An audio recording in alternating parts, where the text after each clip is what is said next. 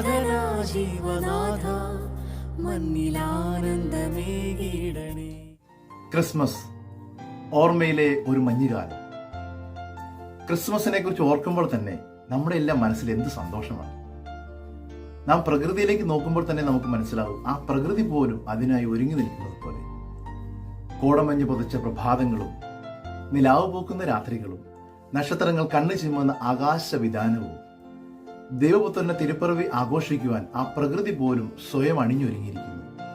ഒരു വർഷത്തെ നമ്മുടെ കഷ്ടപ്പാടുകളും വേദനകളും എല്ലാം മറക്കുവാൻ ആ പ്രകൃതി നമുക്കായി കനിഞ്ഞു നൽകുന്ന വിരുന്ന്. സ്വർഗം മണ്ണിലേക്ക് ഇറങ്ങി വരുന്ന നാളുകൾ, മാലാഖമാർ തരാട്ട് പാടുന്ന രാവുകൾ, നിസ്വാർത്ഥമായ നമ്മുടെ പരസ്പര സ്നേഹം, അതൊന്നു മാത്രമാണ് ക്രിസ്മസിന്റെ ഏറ്റവും ലളിതമായ സന്ദേശം.